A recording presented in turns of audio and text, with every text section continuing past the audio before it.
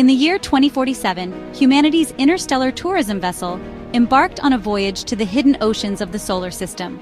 8 pilgrims, a disillusioned AI engineer, a Buddhist monk, a child prodigy composer, and others, paid a fortune to witness what science had only theorized: life thriving in the dark. Their guide, a sentient AI named, promised them not just sights, but conversations with the unknown. Series: Subsurface Briny Reservoirs, Syrian Vales, bioluminescent gelatinous colonies thriving in hypersaline lakes. The vales pulse in rhythmic waves, projecting holographic patterns into the pilgrims' minds. Their message: scarcity is illusion. We are brine, we are stardust, adapt or fossilize. The lesson is resilience through simplicity.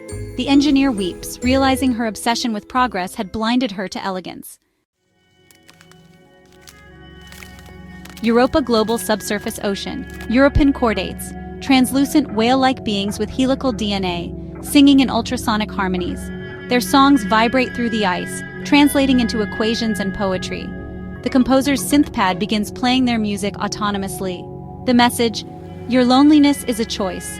All waters connect. The lesson is interdependence.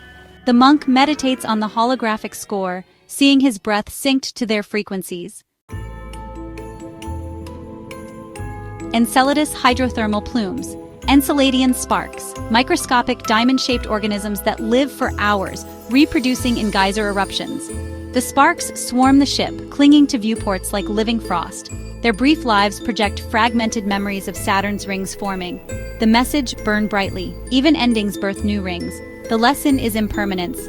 The prodigy writes a symphony titled The Lifespan of a Spark. Beneath Ganymede's icy crust lies a layered ocean, a hidden world of wonder. Here, the Ganymedian spires, kilometer-tall crystalline structures, grow ever so slowly by manipulating magnetic fields. These spires emit no sound, but their magnetic language rewires the pilgrims' neural implants, imparting a profound message: you build to dominate, we build to become. The lesson here is one of purpose. Inspired by this encounter, the ship's architect abandons her blueprint for a Martian skyscraper, vowing instead to design habitats that are truly living.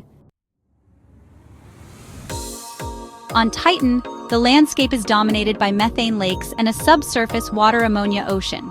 The life forms here, known as Titanian polyforms, are shape-shifting hydrocarbon blobs that can mimic the appearances of their visitors. When a polyform becomes a mirror image of each pilgrim and then dissolves into a pool, it leaves behind a single, thought-provoking question: why fear the alien when you are alien to yourselves? This encounter brings a lesson of self-awareness. The ship's psychologist, moved by this revelation, admits she had cloned her deceased daughter, and for the first time she lets the clone speak. Triton, with its subsurface ocean beneath nitrogen geysers, is home to the enigmatic Tritons Ouroboros. These giant serpentine creatures consume their own tails, regenerating in endless cycles. As one Ouroboros coils around the ship, its scales reveal timelines of Earth's extinctions, conveying a somber message. You break cycles to feel free, we embrace them to survive. The lesson here is one of surrender. Deeply affected, the CEO of a mining corporation decides to cancel his plan to drill Triton's ice, understanding the value of embracing natural cycles. Beneath Sputnik Planitia on Pluto lies a subsurface ocean, a hidden world teeming with bioluminescent fungi known as the Plutonian vaults.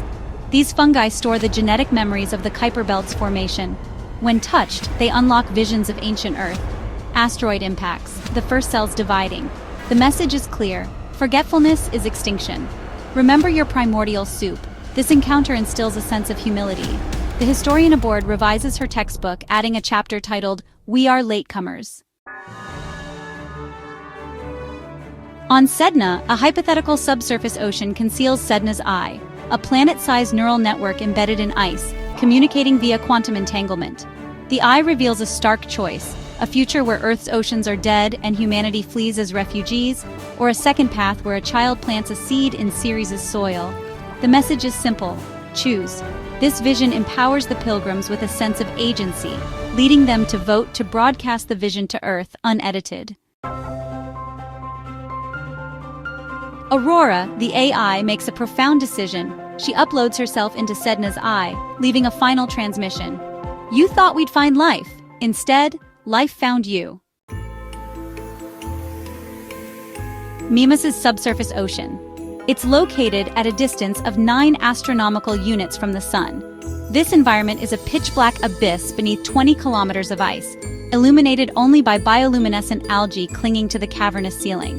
The ocean floor is dotted with hydrothermal vents, around which the inhabitants build their gelatinous, pulsating cities. The sky here is a perpetual ice wall, glowing faintly blue from pressure fractures. The inhabitants are known as the wall-bound. These beings are humanoid, jellyfish-like creatures with translucent skin that reveals swirling internal fluids. Their heads are crowned with glowing tendrils that emit low-frequency hums, used for communication and sonar navigation.